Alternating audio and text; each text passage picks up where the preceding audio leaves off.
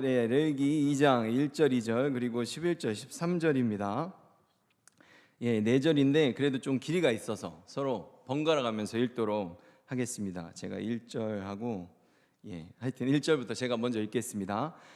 누구든지 소재의 예물을 여호와께 드리려거든 고운 가루로 예물을 삼아 그 위에 기름을 붓고 또 그 위에 유향을 놓아 아론의 자손 제사장들에게로 가져갈 것이요 제사장은 그 고운 가루 한 움큼과 기름과 그 모든 유향을 가져다가 기념물로 제단 위에서 불사를 지니 이는 화제라 여호와께 향기로운 냄새니라. 너희가 여호와께 드리는 모든 소제물에는 누룩을 넣지 말지니 너희가 누룩이나 꿀을 여호와께 화제로 드려 사르지 못할지니라. 내 모든 소제물에 소금을 치라. 내 하나님의 언약의 소금을 내 소제에 빼지 못할지니 내 모든 예물에 소금을 드릴지니라. 아멘. 오늘 참된 예배자의 감사라는 제목으로 저희들 소제라는 곡식 제사에 대해서 함께 다루도록 하겠습니다. 저희들 지난 시간까지 2번에 걸쳐서 그 번제단 다음에 있는 그 물두멍에 대해서 살펴보는 시간을 가졌습니다. 그래서 번제단이라는 것은 먼저 나의 죄를 회개하고 내가 예수 그리스도를 처음으로 만나는, 그래서 나의 죄를 고백하고 그리스도의 보혈로 나의 죄 씻음을 받는 그런 칭의의 단계를 나타내는 게 번제단의 특징이었고, 그 뒤로 지나가서 물두멍에서 제사장으로서의 삶을 살아감에 있어서 그 주님의 말씀, 물이 말씀과 대비된다고 말씀을 드렸죠. 그래서 그 물로 나의 손과 발을 계속 씻으면서 주님을 섬기는 삶을 살아가는 것, 그것이 우리들에게는 성화의 단계의 삶과 관련이 되어 있다라는 말씀을 드렸습니다. 그래서 한데 한 가지 우리가 중요하게 여겨야 되는 것은, 말씀을 가지고 우리가 성화되어 간다고 했을 때 그 말씀을 그냥 듣는다 그래서 성화가 되는 게 아니에요. 말씀은 들으면서 믿음이 납니다. 그러면 그 믿음을 가지고 우리가 말씀을 가지고 살아냄으로써 그 삶 속에서 우리들은 성화가 되는 겁니다. 머리만 가득 차고 몸으로는 아무것도 안 하면 어떻게 되냐면 가분수가 돼요. 그래서 운동도 못하고 이렇게 푹 엎으러집니다. 그런 사람들의 특징은 뭐냐면 자기는 아무것도 안 하면서 하는 사람들을 보면 머리에 든 거는 많아가지고 흉만 봐요. 쟤는 저게 잘못했어. 쟤는 저래서 안 돼. 쟤 이래서 난 할 수가 없어. 이러면서 자기는 아무것도 안 해요. 근데 실제 성화라는 건 진리의 말씀을 실천하는 삶 속에서 우리가 거룩해질 수 있다라는 것을 여러분들이 잘 알아야 됩니다. 그래서 주님이 여러분들의 마음을 이렇게 도전하실 때, 그 말씀이 여러분의 심령 가운데 들어왔을 때 그 믿음을 가지고 여러분들이 말씀을 행하시기를, 그래야 변화될 수 있음을 꼭 믿으시기를 바랍니다. 그리고 소제는 이제 감사의 의미를 가진 제사예요. 그래서 오늘 또 추수감사절을 맞이해서 이 소제를 다룸에 있어서 굉장히 의미가 있을 것 같습니다. 그리고 추수감사절이라는 건 사실 우리나라의 절기는 아니죠, 그죠? 선교사 분들이 갖고 우리나라로 들어왔는데, 우리나라에서도 이것이 의미가 있다라고 할 수 있는 부분은, 그 영국의 청교도들이 미국으로 쫓겨가서 추수감사절을 드렸다는 것은 그들이 종교의 자유, 예배를 드리고 예수 그리스도를 제대로 믿어야 되는데 그것들을 자꾸 핍박하니까 예수님을 믿기 위해서 그들이 마치 아브라함이 본토 친척 아비집을 떠나는 것처럼 어떤 미지의 땅으로 그들이 들어본 그곳으로 자유를 찾아서, 종교의 자유를 찾아서 가서 그곳에서 감사 예배를 드릴 때 그들이 결국 예배를 자유롭게 드리기 위한 감사의 그 제사로 그것을 드렸다는 데 있어서 오늘 저희들이 예배를 드리는 그런 모습, 과연 우리들은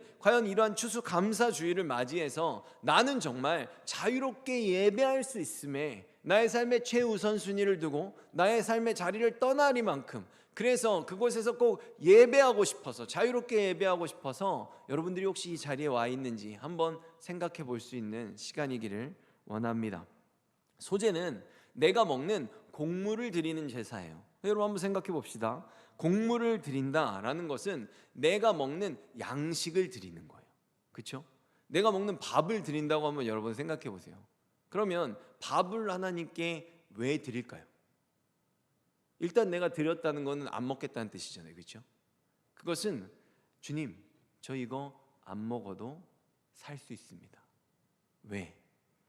내가 살아가는 이유는 이걸 먹어서가 아니라 주님 때문이기 때문입니다 라는 고백을 기본적으로 하고 있는 것입니다. 여러분, 이거는 금식을 할 때도 성경에서 말하는 금식은 사실 이런 의미에 더 가깝습니다. 사람들은 금식을 왜 합니까? 뭐 쪼르려고 하죠. 뭔가 막 엄청나게 갖고 싶은데 정말 그것들이 정말로 시간은 나에게 별로 주어져 있지 않아. 그러면은 한 2주밖에 안 남았을 땐 기도를 아무리 열심히 해도 2주는 좀 힘들 것 같으니까 일단 굶어야 되겠다 해서 2주 동안 막 쪼르죠, 그죠?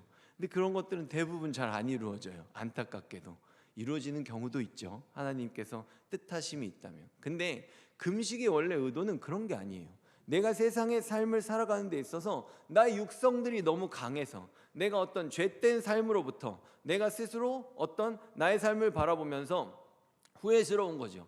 나 이렇게 살면 안 되는데, 정말 이것들을 끊어내고자 하는데, 내가 주님께 더 집중하고자 하는데 라는 마음이 있을 때 우리들의 삶의 양식을 끊고 나는 주님 한 분만으로 살 수 있습니다. 내가 주님을 더 뜨겁게 사랑하고 주님께 더 집중하고자 하는 그런 결단과 고백으로 금식에 임하는 것이 더 성경적이라는 것을 말씀드립니다. 그런데 이것이 바로 이 오늘 이 소재 제사를 드릴 때의 마음가짐과 매우 비슷하다는 것입니다. 나는 주님 한 분만으로 살아갑니다.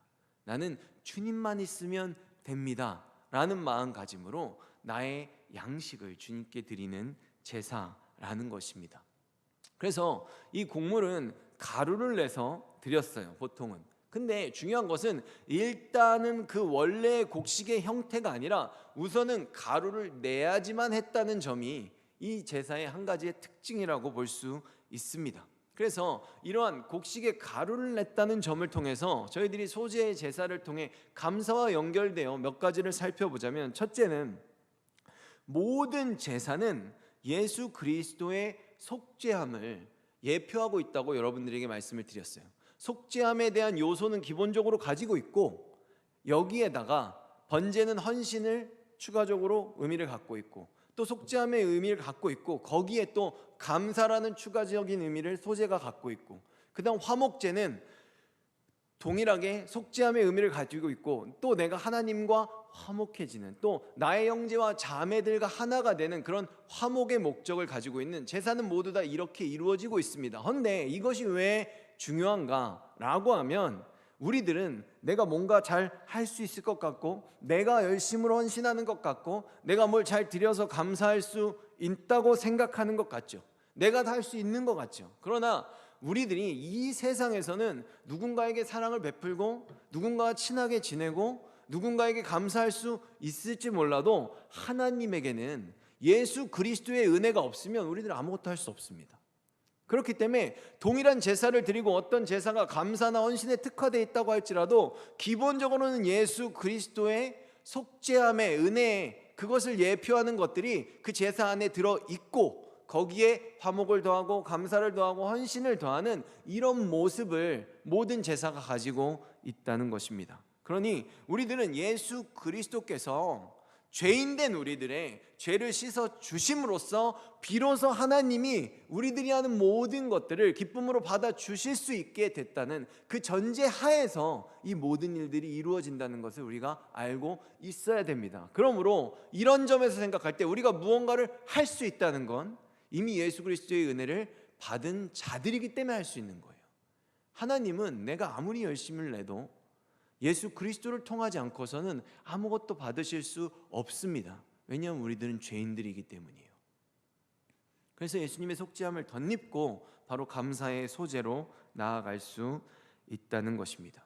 그래서 이 소재는 원래 곡물의 형태를 버리고 그것들을 다 찢고 이렇게 절구 같은 걸로 다 짓이겨서 그거의 형태를 가루로 내서 그것을 드린다는 의미에서 예수 그리스도께서 자신의 몸을 찢음으로 우리들을 구원하셨다는 것. 그래서 우리들에게 생명의 양식으로 우리의 생명을 위해 임하셨다는 것을 이 첫 번째 곡물 제사가 가루를 내는 것에 의해서 예수 그리스도의 십자가와의 연관성을 생각해 볼 수 있다는 것입니다. 이것은 마치 한 알의 밀이 땅에 떨어져서 죽지 아니하면 한 알 그대로 있고 죽으면 많은 열매를 맺는다 라는 말씀과도 같이 바로 그리스도의 완전한 죽음을 통해서만이 하나님과 우리의 관계가, 비로소 우리가 백성으로서 하나님에게 무언가를 할 수 있는 그 준비를 시켜주신다라는 차원에서 생각해 볼 수 있을 것입니다. 두 번째는, 소제는 꼭 전제와 함께 드려야만 했어요.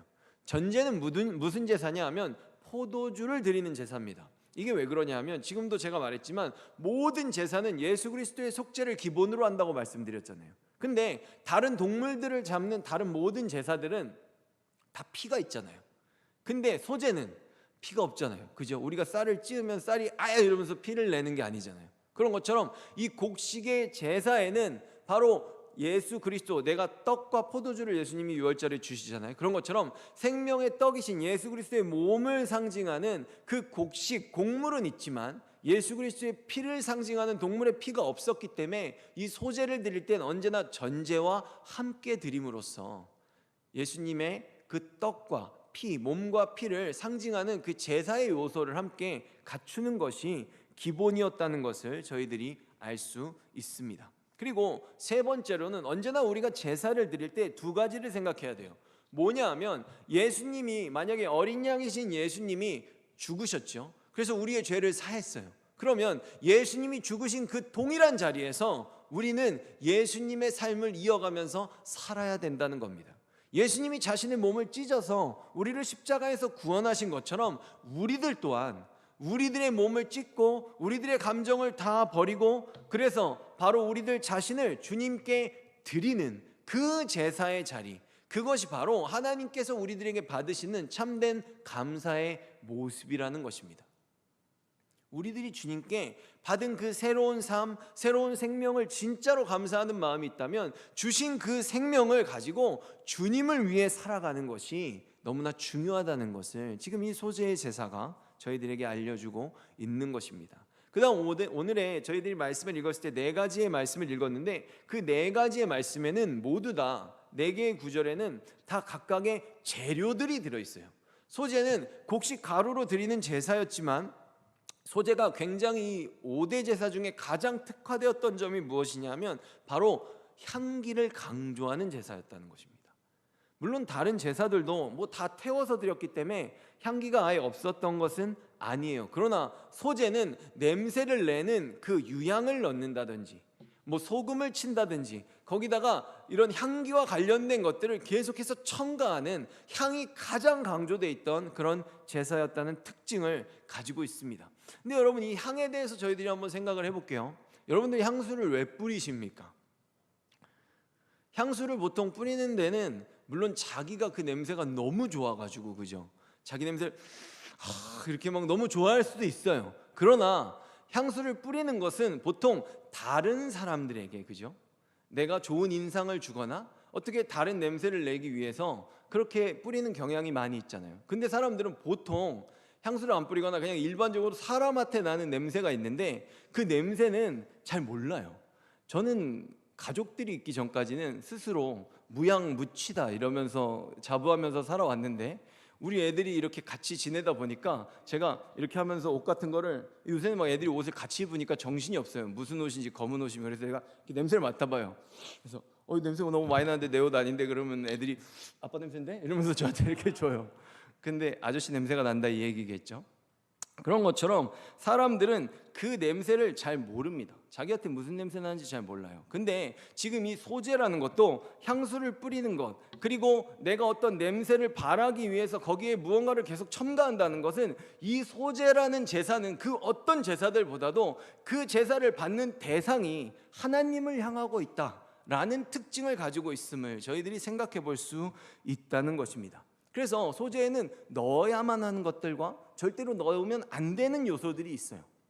먼저 넣지 않아야 되는 것은 바로 누룩과 꿀입니다.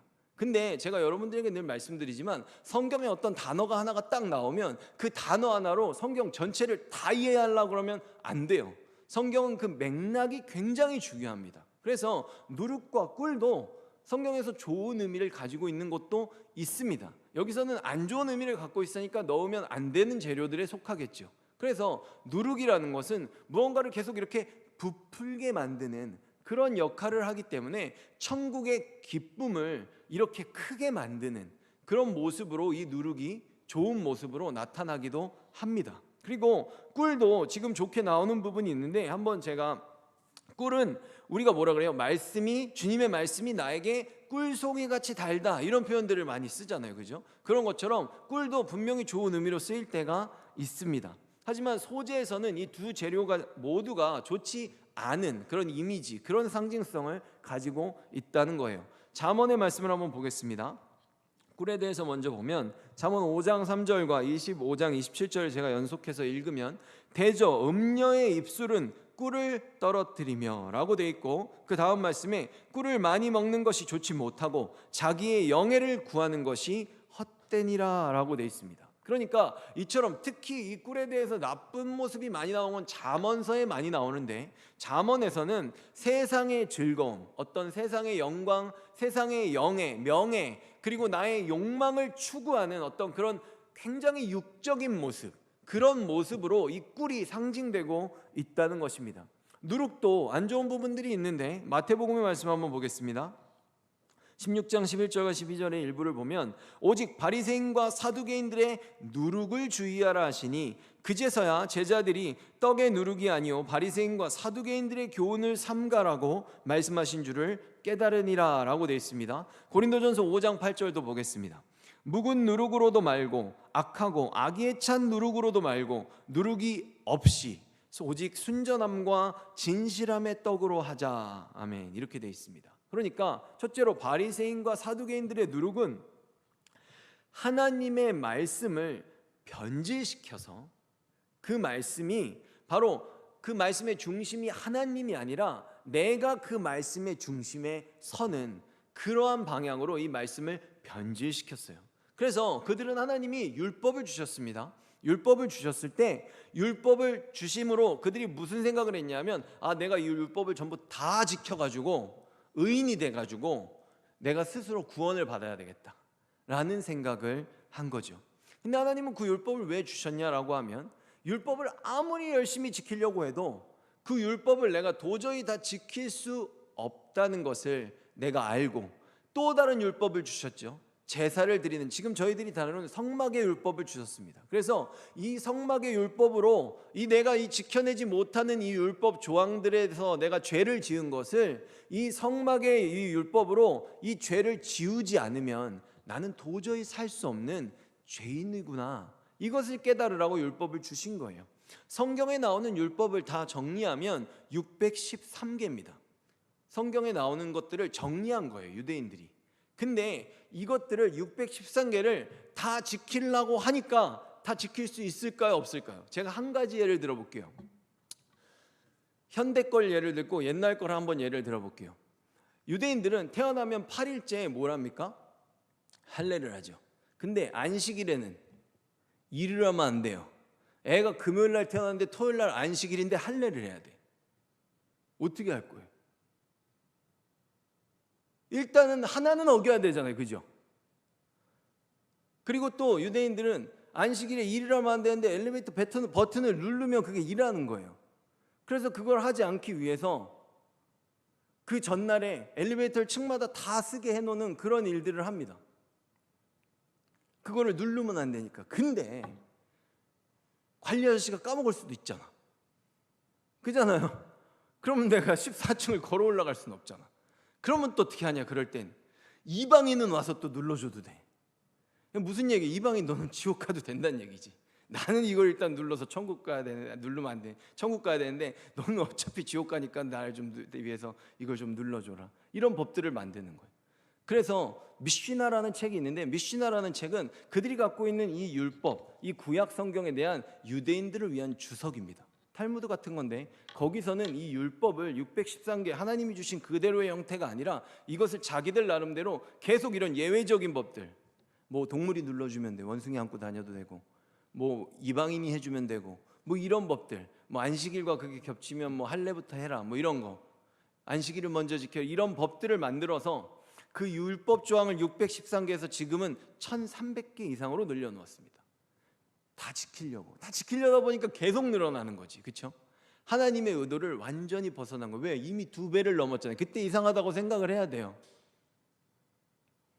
근데 그들은 지금도 그것을 행하고 있다는 것입니다. 하나님의 말씀을, 하나님의 그 의도를 오해한 것이죠.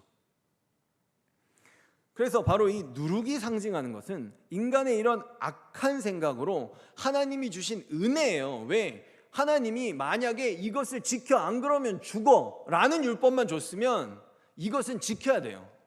그렇죠? 근데 하나님은 처음부터 성막의 율법을 같이 주셨어요. 그러면 그것은 처음부터 이들이 지킬 수 없다는 것을 하나님은 아셨던 겁니다. 그래서 자신의 정체성, 내가 죄인이구나라는 걸 깨닫고 나에게 은혜를 베풀어서 내 죄를 계속 끊임없이 지어주시는 이 주님을 사랑하고 주님을 더 의지하고 바로 이것을 최종적으로 성취하기 위해서 우리들을 위해 오실 메시아를 기다리는 그 소망하는 그 신앙의 단계로 나아가야 되는데, 나는 죽었다 깨어나도 나는 제사도 작년에 몇 번 드렸어. 한 30번 드렸나? 난 2번밖에 안 드렸잖아. 거의 다 왔다. 이런 거 안 된다는 거예요. 하나님의 의도를 완벽하게 오해했다는 것입니다. 그래서 누룩은 바로 이런 인간의 악한 생각을 상징합니다. 여러분, 사실 누룩하면 우리가 잘 생각할 수 있는 게 뭡니까? 발효죠, 발효. 발효라는 건 김치나 요거트를 생각하면 굉장히 좋을 수 있는데, 지금 여기서 보는 건 무엇이냐 하면 발효라는 건 엄밀히 말해서 화학 반응을 통해서 그것들의 기본적인 성질을 변질시키는 거예요. 썩게 만드는 거잖아요. 그렇기 때문에 이 누룩이, 바리새인과 사두개인들의 누룩이 하나님의 말씀을 변질시키고 그것들을 사람들에게 썩은 말씀으로 바꾸어서 인간 중심적인 말씀으로 증거한다라는 의미로 이해하시면 쉬울 것입니다. 그래서 뭐라 그럽니까? 누룩이 없는 순전한 진실의 빵을 먹어야 된다라고 말하죠. 그래서 예수 그리스도를 상징하는 무교병, 우리들이 무교절을 다루었죠. 무교병에는 누룩을 넣지 않았습니다. 생명의 빵이신 예수 그리스도께서 베들레헴, 레헴이 빵이란 뜻이고 베들에서 베이트가 집이라는 뜻이에요. 그래서 베이트와 레헴이 합쳐서 베이틀레헴, 베들레헴이 되는 겁니다. 바로 예수님은 생명의 빵이신데 빵집이라는 동네에서 태어나신 거죠. 일종의 언어 유희입니다. 그 다음에 꼭 넣어야 하는 재료에 바로 이 향을 더 강하게 하는 유향이 있었어요. 그래서 이 유향으로 인해서 소제는 구약의 5대 제사들 중에 가장 향기를 강조했던 제사다. 그래서 그 주된 대상이 하나님이시다라고 제가 말씀을 드렸습니다. 그래서 이 유향은 어떤 성질을 갖고 있냐면 휘발성 정유를 갖고 있어서 향기 치료제로 많이 사용된다고 합니다. 그리고 아랍 문화권에서는 이 유향을 피움으로써 죽은 자의 영혼을 달랜다, 벌레를 쫓아버린다, 그들이 썩는 것을 막는다, 냄새를 제거한다, 위장병을 고쳐준다 라는 매우 좋은 거죠. 그죠? 여러분, 이 특징들이 어떻습니까? 안 좋은 것들을 막아주는 그런 역할을 하고 있는 거지 않습니까? 벌레를 쫓고 병을 고치고 악취를 제거하고, 결국 이 모든 것들은 뭐냐면 원래의 정결성과 원래의 순수성, 그것이 썩지 않게 그것들을 지켜주는 용도로 지금 이 유향이 사용되고 있다는 것입니다. 이것이 무슨 뜻이냐면 예수 그리스도가 우리를 위해 죽으셨고 우리가 새로운 삶을 얻었고 그 삶으로 번제와 함께 드려야 되는 소제라고 말씀을 드렸죠. 나의 삶을 주님께 헌신함으로 드릴 때 그것을 그 어떤 지저분한 목적, 나를 위해서 말고, 여러분, 우리들 감사한다 그럴 때 대표적으로 우리들은 헌금을 생각해 볼 수 있어요. 그죠? 근데 헌금을 드릴 때 사람들이 무슨 생각을 하냐면 내가 이 헌금을 드리니까 나에게 더 큰 거를 주시겠지, 이런 생각을 한다는 거죠. 그것은 소제의 제사와 아무 상관이 없습니다. 소제의 제사는 받은 구원에 감사해서, 그리고 내가 무엇을 감사하냐? 하나님의 백성으로, 원래는 죄인으로 살아야 되는데 의인이 돼서 하나님의 백성으로 나를 살게 하신 나의 삶 자체를 감사하는 거예요. 이 삶이 전부 다 주님 거니까 주님만 있으면 됩니다. 난 주님을 위해서만 살기 위해서 존재합니다. 내가 이런 주님을 위해 살 수 있는 삶을 살 수 있는 것, 주님을 섬길 수 있는 것, 헌신할 수 있는 것, 이것이 감사합니다 라는 의미에서 이 소제의 제사를 드리는 겁니다. 그 어떤 지저분한 목적도 이곳에 들어갈 수 없어요. 이 유향은 그 순수성이 극대화되어서 하나님에게 전달될 수 있도록 인간의 죄가 전혀 들어있지 않은 그 제사의 향을 그 주변에 전부 다 퍼뜨리는 그런 역할을 해주고 있다는 것입니다. 그럼 하나님이 보실 때 이것은 무슨 향기일까요? 고린도후서 2장 14절의 말씀을 보면 항상 우리를 그리스도 안에서 이기게 하시고 우리로 말미암아 각처에서 그리스도를 아는 냄새를 나타내시는 하나님께 감사하노라 라고 되어 있습니다. 여러분, 그리스도를 안다는 건 뭡니까? 여러분들이 예수 그리스도가 나의 구세주요, 이 세상의 죄인들을 향한 구세주라는 것을 아는 그 냄새, 그것에 감사해서 살아가는 그 삶이 지금 사람들 모두에게 나타나야 된다는 겁니다. 여러분, 향기를 강조했다 그랬죠. 그것이 지금 감사라고 그랬잖아요. 예수 그리스도를 아는 냄새, 그것이 여러분들의 삶 속에서 정말 나고 있는지 여러분들 알아야 됩니다. 여러분, 냄새는요, 이렇게 있다가 고기 먹었니? 이렇게 말하는 것처럼, 그죠? 그냥 알아요. 여러분들의 삶이 예수 그리스도의 향기를 이렇게 발해야 된다는 겁니다. 십자가의 향기를 여러분들의 주변에 발해야 된다는 거예요. 나의 코끝이 진동하고 내 주변의 사람들, 그리고 이것이 하나님에게까지 올라가서 하나님이 기뻐 흠양하시기에 부족함이 없는 그러한 감사의 삶, 십자가의 은혜를 알고 그 은혜로 내가 하나님의 백성으로 살아갈 수 있는 그 자체에 감사하는 삶을 여러분들이 꼭 살아가시기를 진심으로 부탁을 드립니다. 마지막으로 꼭 소금을 넣어야 됩니다. 소금은 무엇이냐 하면 레위기 2장 13절에 보면 내 모든 소재물에 소금을 치라. 내 하나님의 언약의 소금을 내 소재에 빼지 못할지니 내 모든 예물에 소금을 드릴지니라. 소금은 모든 것에 썩는 것을 막습니다. 부패를 방지하는 거예요. 뭐죠? 누룩에 반대되는 개념으로 우리가 생각하면 됩니다. 그러면 변질을 언제까지 막느냐? 소금은 영원히 막는 겁니다. 영원히 안 썩게 하기 위해서, 그런 의미를 부여하기 위해서 소금을 치고 있는 거예요. 여러분, 우리들의 감사가 어떻게 해야 되는 거예요? 하나님이 보실 때 언제나 순결해야 되는 겁니다. 그것은 영원한 것이에요. 이 깨달음의 포인트가 저희들에게 굉장히 중요한데, 뭐가 중요하냐면 이 소금을 뿌리는 이 소재는 사실 지금 번제와 함께 드렸지만 다른 제사에도 꼭 마무리를 지을 때는 소금을 뿌리면서 소제를 드렸어요. 이것은 무슨 얘기냐 하면 우리가 지금 예수 그리스도의 속죄함을 전제로 하나님에게 헌신하는 번제, 하나님에게 감사하는 소제, 그리고 다른 사람들에게 죄를 전하는 속죄제와 속건제, 그리고 하나님과 우리가 화목하게 되었다는 그 화목제까지도 예수 그리스도의 속죄함은 여기 있고 맨 마지막에 소금을 뿌림으로써 예수 그리스도를 통해 이루어진 우리들의 모든 삶의 은혜가 영원해야 한다는 것을, 내가 영원히 주님께 헌신하고 내가 영원히 주님께 감사하고 내가 영원히 하나님과 화목하게 살아간다라는 의미로 이 소재에 소금을 치고 있다는 것입니다. 마지막으로 데살로니가전서 5장 16절에서 18절을 한번 읽어보도록 하겠습니다.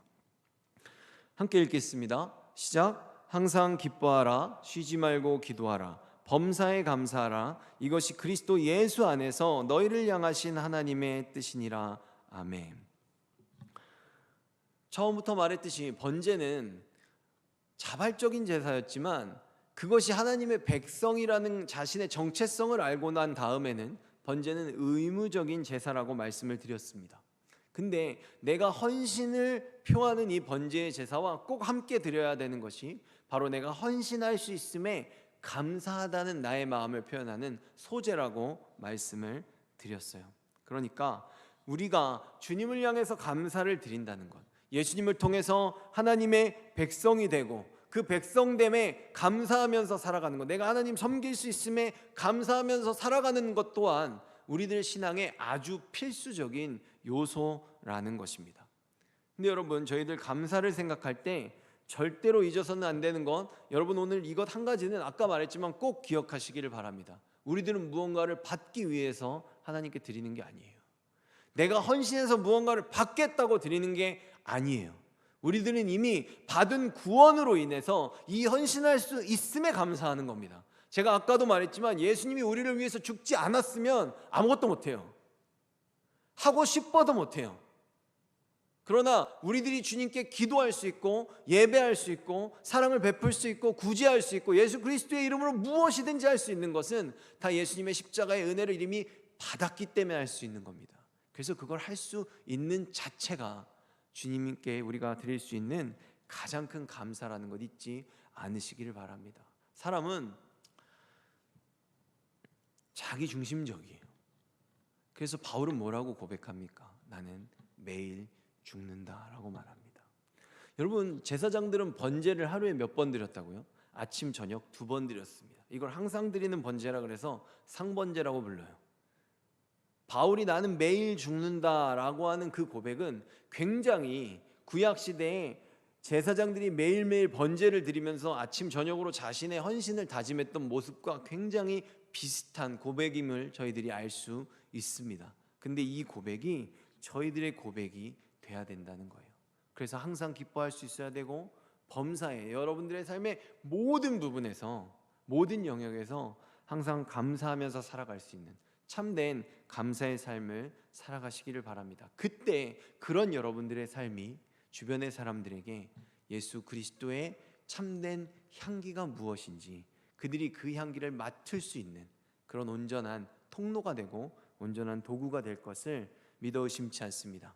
하나님이 보실 때 이 땅에서 가장 짙은 향기를 바라는, 하나님이 볼 때 가장 아름다운 꽃과 같은 그런 신앙생활을 하시기를 예수 그리스도 이름으로 부탁을 드립니다.